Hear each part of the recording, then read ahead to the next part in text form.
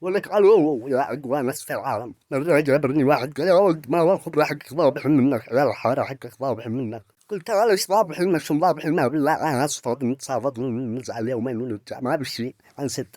لكن السبب الرئيسي انا ما جابرت احدا ان انا اختبرت ايمانهم داخل لعبة ببجي كنت مخزن انا واحد من الحارة بعد ذا خدرني.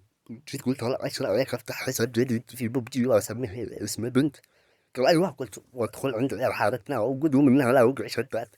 قال والله بالوانا عشان كل انت ندخل بالحساب عشان لا يشكوا ونلعب جماعه ونخرفن. قلت يلا سابر ما هو مش حدا داري بهذا حاجه لا ما هو هذا صاحبي ما عاد مشتاق لا يقول له اقدر مسجل تسجيل الدخول بحساب جديد سميته الاسم صاره داخل اللعبه. جلست العب بالحساب يعني هكذا يمكن 3 4 طلعت على المستوى ال 40 او 45.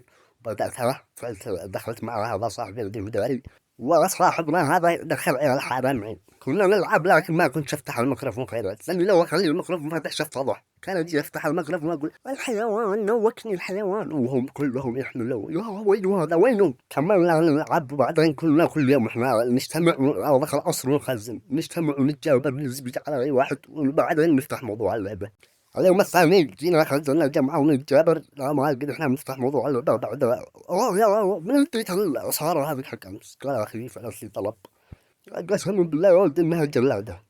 قال ايوه ما لكم وانا جيت افعل نفسي العبيط قلت ترى يا اخو بلا بتلعبوا ولا ما بحد. قسما بالله ما انتم رجال قالوا خلاص انت ما كانكش موجود بعدين قال لي بنت لعبك زفت ما عاد نلعبش معك. قلت يا خبر عيب عليكم لعبوني معاكم قالوا انت لعبك خايس يا اخي لا تلعبش معانا ثاني حاجه انت ما بتدخلش خيرات. قلت سابر يلا قلت انا اصحابي كسبت قلبي بعتوني خلاص قالوا ايوه.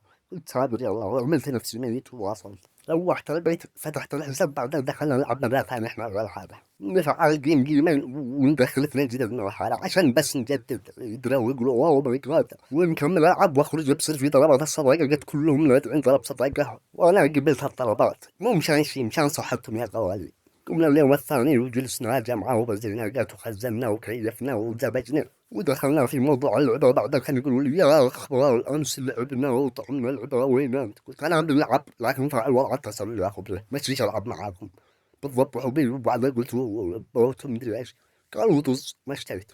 قلت لهم ما يلا تمام ما بتلعبوا ما بتفعلوا. قال يا أخي معنا بنت هذه قسما بالله إنها جلادة بدي جلد قلت هذا تيم كامل قلت عامل واضح يقول والله صدقة. قلت يا قال وكمل اللعبة خلاص أنا طلب صداقة أول مرة بصير بنت فعلنا طلب صداقة فعلا صلاة طلب قلت أمانة قال والله إني فعلا صلاة ورسلت اسمه مطرات والله إني كان يكتبوا قدامي وأنا أضحك لكن قلت هذا اتضح وصاحبي هذا خلي داري بيبصني ويقول حازك محل داري كمل عادي خليهم يكذبوا كنا خازين جمعة وكان مننا مزوجين وعزابين كان نلعب جمعة اللعبة هذه ما نخلتهاش ونروح ونلعب الليل ببجي وادخل بالحساب حق صورة هذا وادخل نلعب معاهم. أول مرة كان ألعب وأحس إن داخل اللعبة خدمت 17 و50 نجمة مش 5 نجوم 50 نجمة.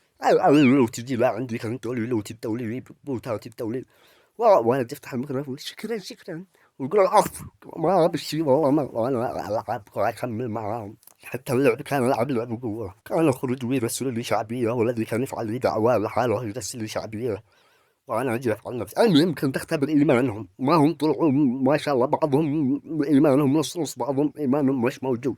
ونقوم اليوم الثاني بالزكوات ونخزن ونجابر باللعبة. المهم صاحبي هذا الذي هو داري اننا بنلعب وبنخك عليهم قال يا اخو برا انتم داري انه صار ضبح. قالوا ليش؟ قال انتم بتبصروها ما بتفتحش ميكروفون خيرات بس عم بيفعل كذا قدامي عشان يقلع الشبهات.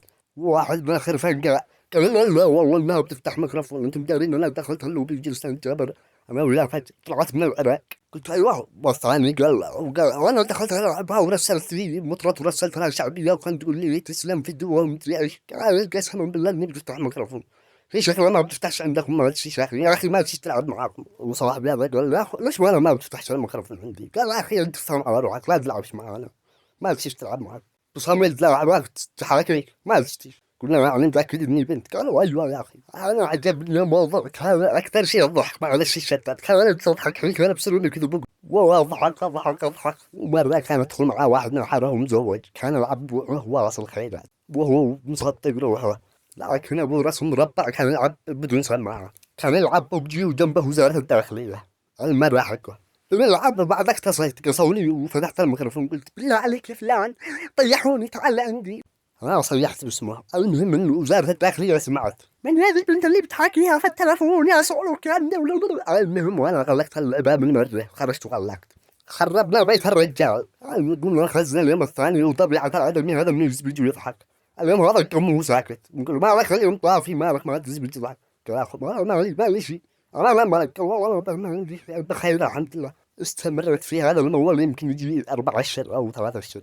هو ما صاحبنا مزوج هذا اقترب المحقق كنا بعد قال خبرها قسما بالله ان هذا الادمي شكله نفس بيأشر له عندي ولا ايش قال اخي قسما بالله انه لا صار تدخل وانت تخرج وانت تغلق ويتفتح وانت تفتح ويتغلق قسما بالله انه وراكم حاجه.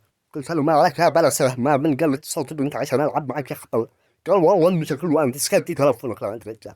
جلسنا نتكارح وصاحبنا الذي هو داري قال توسط قسما بالله انه فضحني الطرطور.